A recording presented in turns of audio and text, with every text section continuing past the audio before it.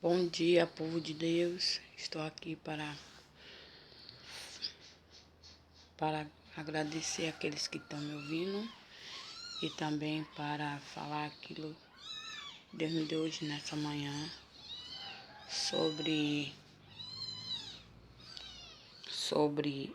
o Olá e Oliba, que eram irmãs, porém ambas se prostituíram e que ambas tinham acordo com Deus. As duas eram filhas de uma só mãe, que representa uma só mãe, representa a Deus, que as duas eram as filhas de Deus. Mas a mais velha, Olá, se prostituiu primeiro. Qual foi a prostituição de Olá? Foi ser levada pelas coisas do homem, pelas coisas do mundo. Porque Olá, logo no começo, ela tinha uma base estruturada em Deus. Ela se via a Deus. E depois que ela começou a conhecer outros lugares, como os vizinhos que tinham poderes, que tinham riqueza, eles tinham a riqueza espiritual, mas foram atrás da riqueza do homem e começaram a se prostituir com as coisas do homem. Qual foi a prostituição de Olá? Foi se envolver com ídolos, com amores sem vínculo com casamento, e com isso veio a ruína.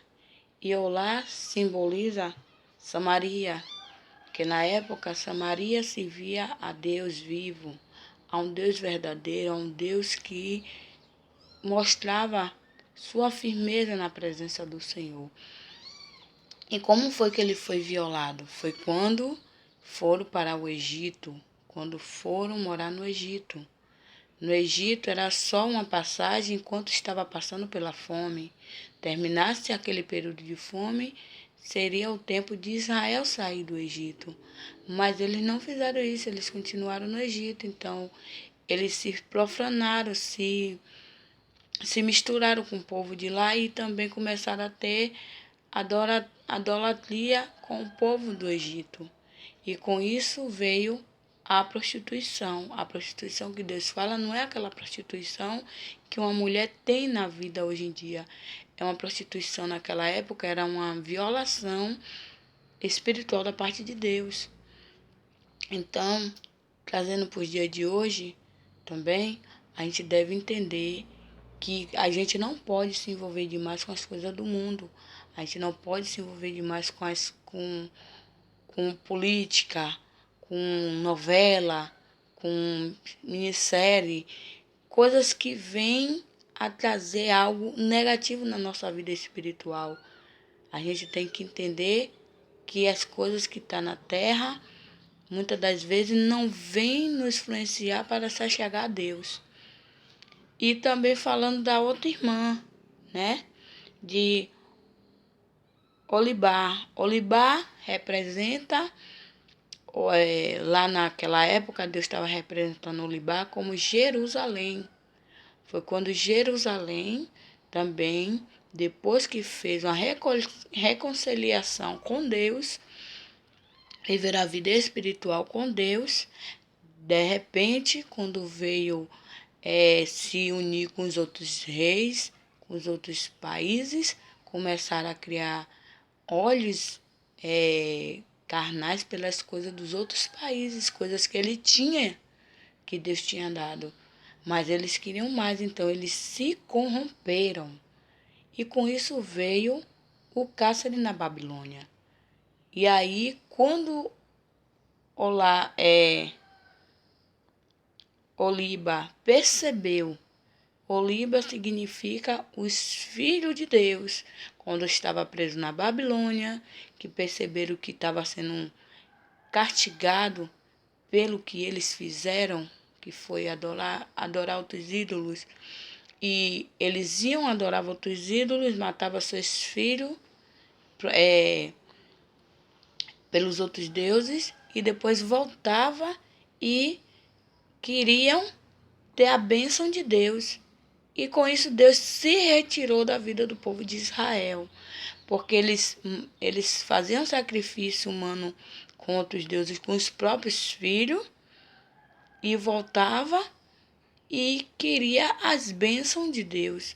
E Deus já vem escrito, ele vem sempre falando que uma pessoa não pode sentar em duas mesas. Ou senta em uma ou senta em outra. Porque dependendo da situação que você está passando, você deve confiar e se entregar inteiramente na presença de Deus. E não ficar regurgitando em dois pensamentos. Foi isso que Israel fez. Oliba, ela se entregou totalmente ao povo da terra. E o que foi que aconteceu com Oliba? Foi morto à espada. Oliba, vamos supor que foi na época da representação do povo de Israel, quando estava no Egito, que começaram a se misturar com o povo de Israel começou a se misturar com o povo do Egito. E com isso veio esse tipo de profanação.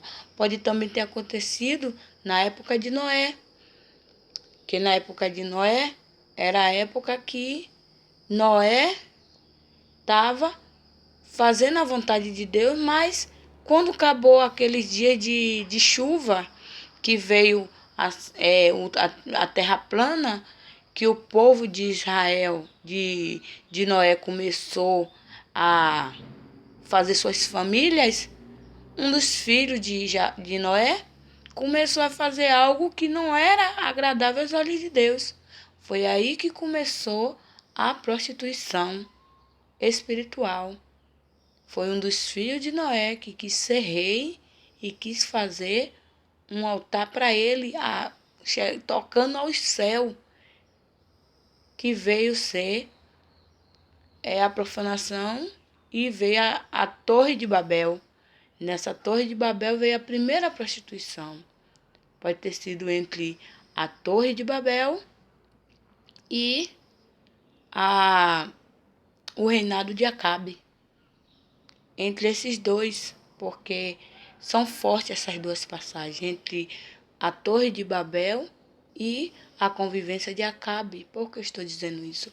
Porque Acabe foi um dos reis de Israel que Deus concebeu para ele reinar no povo de Israel. E ele foi se juntar com Jezebel.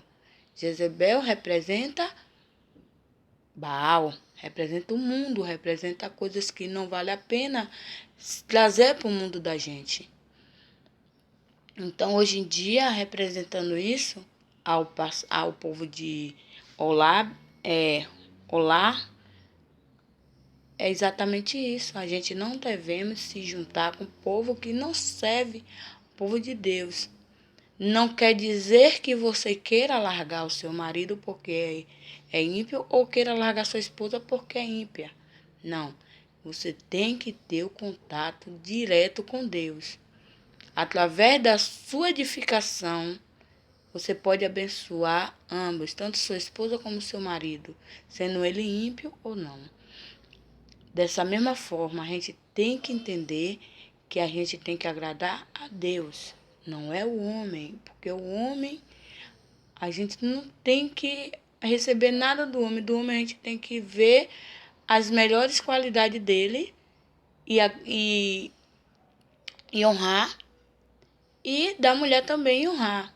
Respeitar, honrar significa respeito. Devemos respeitar a qualidade de cada um, dependendo do que ele seja. Deixa lá, respeite, mas não se misture. Não se contamine, porque se Deus tem bênção na sua vida, Deus pede para que não se misture com coisas que não é edificante a tua obra, com coisas que não é edificante as coisas espirituais que Deus está querendo entregar para a vida de cada um de nós. Então, como é que você quer receber as bênçãos do Senhor se não faz a vontade do Senhor? Se não está debaixo de uma bênção que o Deus deixou na vida de cada um de nós para que a gente venha a ser abençoado. Então fica um momento de reflexão.